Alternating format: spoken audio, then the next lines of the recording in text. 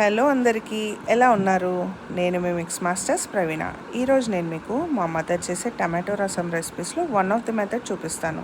So దీనికోసం ముందుగా ఒక బౌల్లో 2 టమాటోస్, ఒక నిమ్మకాయ సైజ్ అంత చింతపండు, 4 ఎండుమిర్చి, ఉప్పు, కారం, పసుపు, కొద్దిగా జీలకర్ర, కొన్ని వాటర్ యాడ్ చేసేసి స్టవ్ మీద పెట్టేసుకుందాం. ఇది బాగా ఉడికిపోయిన తర్వాత చల్లారనిచ్చి బాగా మ్యాష్ చేసేసి ఒక 2 గ్లాసెస్ ఆఫ్ వాటర్ నేనైతే యాడ్ చేశాను. బట్ మీరు పులుపుకి తగ్గట్టు వాటర్ యాడ్ చేసుకోండి, ఎందుకంటే పులుపు లేకపోతే రసం టేస్ట్ అస్సలు బాగోదు.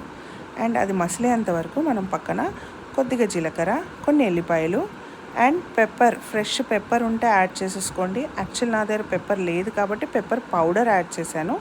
బాగా దంచి పక్కకు పెట్టుకుని ఈ మిశ్రమాన్ని మీరు యాక్చువల్గా మిక్సీలో కూడా వేసుకోవచ్చు, కానీ దంచుకుంటే చాలా బాగుంటుంది. ఇప్పుడు ఒకసారి రసం కొద్దిగా మసిలిన తర్వాత అందులోకి ఆల్రెడీ దంచి పెట్టుకున్న ఎల్లిపాయ జీలకర్ర పేస్ట్ వేసేసుకోండి. ఇది ఒకసారి ఒక పొంగు వచ్చింది. ఇందులోకి కొద్దిగా కొత్తిమీర యాడ్ చేసేసుకుందాం టేస్ట్ కోసం.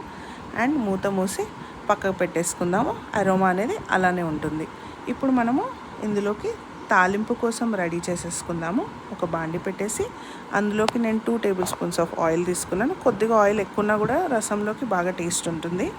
ఇందులోకి కొద్దిగా ఆవాలు, కొంచెం జీలకర్ర, 2 ఎండుమిర్చి యాడ్ చేశాను. మీరు కావాల్సి మళ్ళీ ఎల్లిపాయ యాడ్ చేసుకోవచ్చు, బాగుంటుంది టేస్ట్. బట్ నేను ఆల్రెడీ 2 సార్లు యాడ్ చేశాను కాబట్టి నేను చేయలేదు. ఇప్పుడు తాలింపు వేసేసుకొని ఒక్క పొంగు వచ్చిన వెంటనే స్టవ్ ఆఫ్ చేసేసి పక్కకు పెట్టేసుకోండి. ఎంతో టేస్టీ అయిన రసం రెడీ. ఒకసారి టేస్ట్ చేద్దామా? నేను ఇవాళ దీంతో పాటు దొండకాయ ఫ్రై రెసిపీ కూడా చేశాను, బట్ నేను రేపటి షార్ట్లో పోస్ట్ చేస్తాను. కానీ బిలీవ్ మీ ఫ్రెండ్స్, రసం టేస్ట్ చాలా ఆసమ్గా వచ్చింది. Please subscribe.